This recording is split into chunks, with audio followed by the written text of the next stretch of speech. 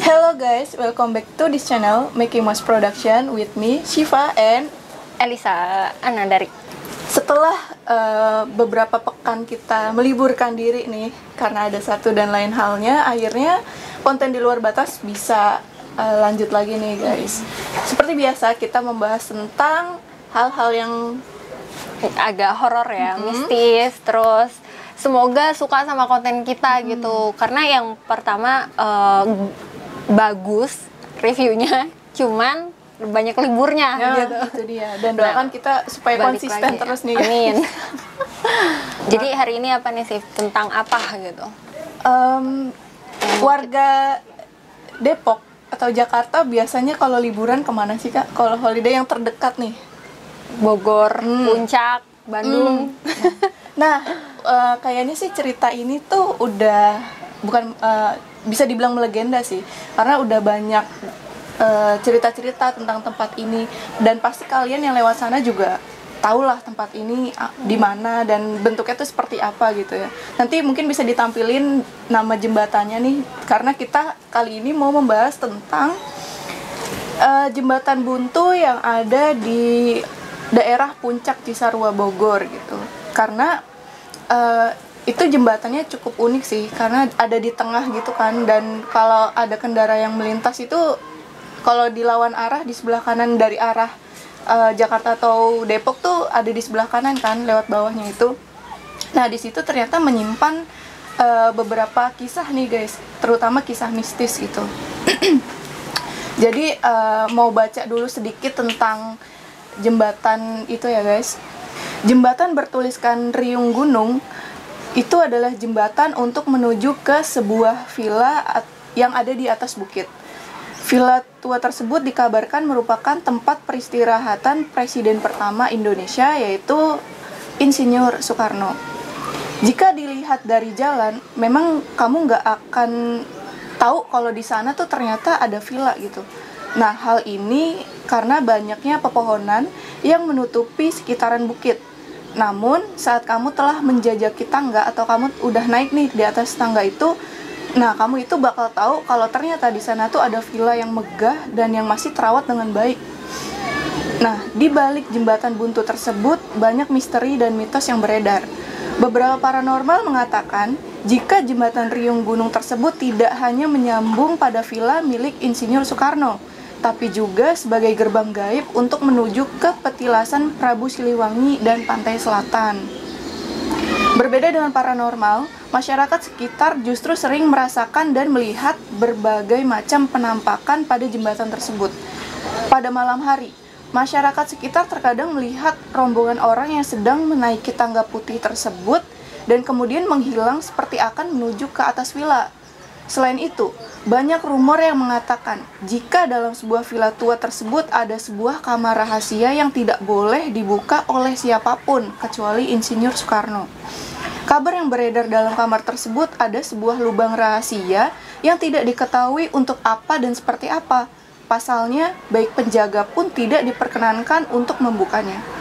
Menurut penjaga villa, saat ini bangunan villa tua tersebut bukan lagi milik Insinyur Soekarno.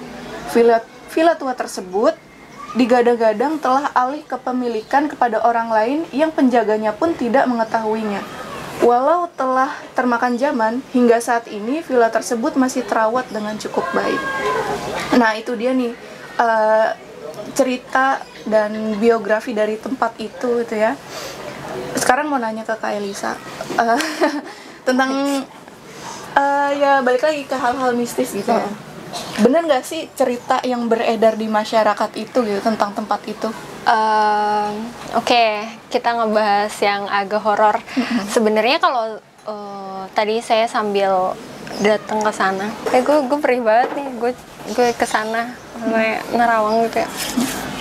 Jadi kalau kita lihat dari sejarahnya tempat itu sebenarnya benar, cuman diawali itu tuh tadinya tanah lapang di situ. Terus saat itu tuh hanya tanah lapang yang berusaha dibangun untuk peristirahatan. Itu tuh masih sekitar zaman Belanda gitu kan ya. Dan itu menurut diriku ya, di situ tidak ada sesuatu yang istimewa. Kenapa? Di situ kita datang dari, misalnya kita dari posisi di bawah. Memang adanya penjaga paling dominan itu sebenarnya wujudnya itu macan. Ya mungkin sejarah juga mengatakan tentang adanya Prabu Siliwangi dan itu betul adanya. Hanya gini, kalau kita ke tempat itu tidak boleh dilakukan ketika kita nggak punya, bukan menjadi salah satu orang yang istimewa. Kenapa? Karena di situ energinya itu benar-benar besar banget sih, gitu. Dan it's better lo tuh jangan ngelakuin kayak gitu, karena ketika kalian nggak sanggup, karena itu bukan sembarangan tempat. Setelah kalau bagiku ya, intinya tempat itu gak ada yang istimewa, tapi pernah menjadi suatu peristirahatan di mana Soekarno itu betul adanya ada kamar rahasia yang ketika datang itu sebenarnya tembus ke mana tuh maksudnya, ke pantai selatan. Utamanya itu kenapa jadi di situ sebenarnya bukan ada lubang sih, bukan gitu. Bukan lubang. Tapi gini, ada yang justru kalau menurutku yang perlu dipahamin adalah ilmu dari si Insinyur Soekarno. Dialah yang bisa, dia memiliki ilmu, itu ilmu yang bisa ngilang. Dalam artian gini, kayak kita punya ilmu teleportasi tapi dalam bentuk wujud kita tuh sulit nggak jelasinnya, tapi kita tuh langsung kayak bisa berpindah. Dan itu apabila kita misalnya karena kita punya cerita seperti itu, kita datang ke sana terus kita nyoba terus ngeliat ada lubang itu terus kita sana enggak, tapi justru ini tuh kaitannya lebih ke ilmunya Soekarno. Jadi kamar itu bukan kamar yang yang aku lihat ya, zaman itu pun juga hanya ada satu ranjang, satu meja. Disitulah Soekarno itu sebenarnya melakukan peribadatan secara Islam ya. Beliau itu sholat dan situ pindah gitu loh. Jadi bukan di situ ada lubang di mana itu langsung pindah gitu, enggak seperti itu. Terus di situ nih aku pun udah berusaha komunikasi sama yang penjaga wanita di situnya ya.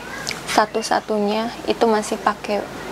Kenapa aku masih bisa bilang itu dari pantai selatan? Karena itu jelas wanita itu pakai kalau dari si wanita ini yang jelas wanita itu adalah salah satu utusan dari pantai selatan untuk menjaga tempat itu. Jadi dia hanya yang jaga di situ, jelas. Terus ketika aku coba komunikasi di situ tuh apa ya yang jadi hal istimewa? Nggak ada, karena ini tuh benar-benar kayak cuman tempat dimana mungkin gini ya sih, lebih ke tempat pelarian Soekarno gitu. Jadi healing Soekarno. Jadi kayak istilahnya untuk, dari istilahnya peribadatannya yang beliau lakukan, dia ke pantai selatan. Itulah penenangan jiwa, mencari petunjuk. Jadi ilmunya Soekarno nih, kalau kita bahas, minta petunjuk dari langit, lewat lautan, lewat udara juga gitu ya, lewat alam. Gimana nyari jalan keluar. Dan harus diketahui, kalau bukan Insinyur Soekarno, mungkin proses daripada merdekanya Indonesia itu lebih lama. Karena apa? Ya saya pahamin bahwa ilmunya Soekarno itu tinggi banget. Gitu. Jadi kan seperti yang kita tahu gitu, bahwa Insinyur Soekarno itu sangat berjasa gitu ya untuk Indonesia, berjasa banget lah, karena beliau kita bisa merdeka kan. Apakah memang jika Insinyur Soekarno nggak melakukan hal itu, kita merdekanya akan lama atau gimana tuh Kak? Apakah itu sebenarnya membantu beliau gitu? Ya kalau menurut aku kan gini, kalau bukan menurut aku ya, secara logika kita akan selalu kalah dengan teknologi. Bahkan sekarang pun kita dikalahkan dengan teknologi gitu ya. Kita berpikir aja kita dikalahkan gitu sama teknologi. But gini, saat itu kita sebagai masyarakat Indonesia hanya pakai bambu runcing sesuai sejarah ya kan, kita nggak bisa melawan. Nah, tentunya untuk menyatukan seluruh Nusantara itu bukan orang sembarangan, tetapi sudah orang-orang pilihan gitu.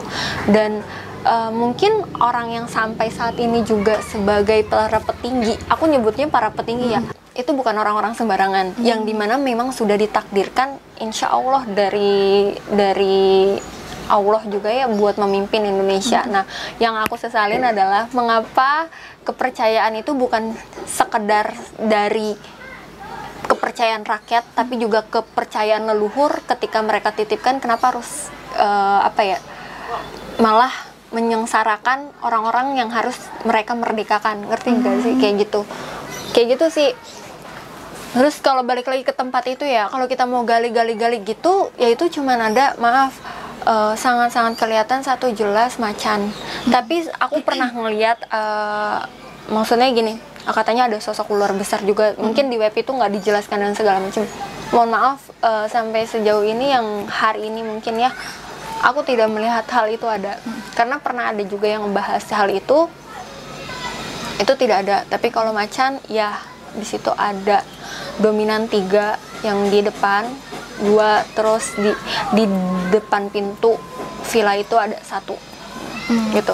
Terus ada 1 lagi yang wanita itu, satu-satunya wanita dengan pakaian warna hijau, sedikit selendang kuningnya. Terus nih sip, cara nguncirnya tuh gini, kayak zaman dulu banget. Bentuknya tuh kayak gini, begini nih, pas banget begini, tanpa ada untayan ini sedikit pun kayak gitu, kembenan ya gitu.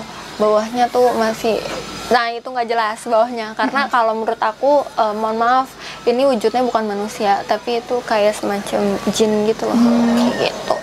Tapi jelas hal-hal itu tuh menarik karena apa? Cantik gitu. Dan dia tuh cuman titipan lah gitu, dititipkan di sana gitu. Nah, seputar tempatnya Kak, mengenai penjaga-penjaga gitu, kayak sering banget berseliweran gitu, bahwa ada nih tempat penjaganya gitu, kayak petilasan gitu ya, ada penjaganya, ada terus penjaganya. mungkin pernah dengar bank juga dijaga dan segala macam. Nah, terus itu apakah ada klasifikasinya gitu untuk sebuah tempat itu dijaga, misal atau enggak, ada enggak kayak misalkan kalau tempat bersejarah itu harimau yang jaga, ataukah bentuk yang lain, rupa yang lain gitu? Gini, aku bilang bahwa segala sesuatu itu pasti ada penjaganya ketika tempat itu pertama. Di zaman dulu itu kepercayaan terkait nenek moyang, kekuatan goib itu tuh tinggi banget ya kan. Nah, di situ entah biasanya penjaga-penjaga itu adalah orang-orang atau makhluk-makhluk yang dahulu pun ikut ikut mencari ilmu di tempat itu gitu. Jadi kayak misalnya dia tuh bertapa di situ. Nah, seperti itu. Nah, mereka berusaha bahwa itu adalah tempat yang pernah mereka pijaki dan kebetulan dikasih karomahnya sama kepercayaan atau Tuhan, atau kalau seandainya alirannya Muslim itu sama Allah gitu. Tapi kalau untuk bentuknya harimau berarti dia. Jadi gini, kalau terkait kalau harimau ya siluman, tapi kenapa sih Indonesia tuh banyak banget harimau? Jadi gini guys, yang perlu kalian pahami bahwa mungkin sejarah itu tuh pasti kalian pernah dengar yang namanya Raden Siliwangi, dan beliau adalah orang yang senusantara sudah dipijaki. Nah, pengikut dari Siliwangi adalah berwujud harimau karena ada sejarahnya sendiri. Beliau berdialog dengan anaknya, lalu anaknya berkata tentang, pokoknya adalah tentang Siliwangi. berdialog dengan anaknya, terus di mana anaknya tidak sengaja terkait tentang masuk Islam gitu, terus dia dikatakan berubah menjadi harimau, dan itu harus aku akuin bahwa iya betul, itu dahulunya terjadi. Nah, pengikut-pengikut beliau itu wallahu alam juga berubah menjadi harimau. Nah, itulah banyak di mana di Nusantara yang dia sudah pijaki itu tuh bentuknya harimau. Makanya kenapa kok banyak banget harimau ya? Apa-apa bentuknya harimau gitu. Ya memang karena sejarah kita banyak yang makhluk-makhluk itu tuh pengikutnya Siliwangi gitu. Dan Siliwangi wujudnya apa? Ada sejarahnya lagi tentang harimau itu gitu. Kenapa beliau bisa berubah menjadi harimau? Itu adalah bentuk suatu sejarah yang sudah dituliskan baik secara lisan maupun sudah dibukukan gitu. Dan itu banyak versinya. Saya tahu, cuman itu nggak boleh dibuka secara lebar karena dari darah. Kebetulan aku ilmunya ilmu Pasundan itu nggak boleh diceritain karena itu suatu bentuk, maaf ya, bisa dikatakan hal yang kurang baik dari cerita itu gitu. Karena ini ya tentunya sekarang kan gini, balik lagi tentang kenapa beliau bisa berubah jadi harimau, kan ini berkaitan dengan kepercayaan lagi gitu. Jadi istilahnya masing-masing gitu. Itu sih. Nah, itu dia guys, mengenai sebutannya apa sih tadi tuh, jembatan puncak ya? Jembatan itulah. Jembatan Soekarno. Nah, itu dia guys, sedikit cerita gitu ya untuk menepis atau enggak meluruskan, bener nggak sih cerita-cerita yang beredar di masyarakat mengenai jembatan yang ada di puncak Cisarua Bogor yang langsung terhubung dengan Villa Insinyur Soekarno gitu. Nah, semoga dari pembahasan kali ini memberikan gambaran gitu untuk kalian supaya untuk sebenarnya lebih menghargai sejarah aja nggak sih? Iya, gitu. Dan satu lagi tadi kan Siva cerita yang kayak soal banyak orang-orang yang tiba-tiba datang, itu perlu diluruskan bahwasanya itu bukan setan guys, tapi itu adalah maaf ya, orang-orang di zaman dahulu itu jatuhnya orang-orang penjaga tempat itu, sisip, bukan orang kayak, maaf ya, gentayangan kayak makhluk setan gitu ya. Tolong itu maksudnya lebih hina kalau menurut aku ya dari setiap wujud gitu, karena beliau-beliau ini tuh masih orang-orang dari keratonnya pantai selatan gitu, bukan orang-orang sembarangan, tapi mereka adalah orang-orang yang ilmu gitu. Jadi ya yang tadi aku balik lagi ya di sini buat ngelurusin bahwasanya kita di situ ketika kita nggak punya ilmu supranatural lebih gitu ya, lebih baik ya udah, ketika udah tahu ya udah cukup gitu, nggak usah mencoba-coba kita bikin konten ke sana. Wah, jangan, karena kalian adalah orang-orang yang tidak bertanggung jawab dan sangat sembrono gitu. Itu perlu dicatat ya teman-teman. Oke. Sekian pembahasan kali ini mengenai jembatan yang ada di puncak Cisarua Bogor. Selamat ketemu di konten selanjutnya. Oh ya, jangan lupa subscribe, like, and share. Terus komen mau tempat-tempat apa yang perlu diluruskan tentang sejarahnya. Itu, bye. See you. Sarangi.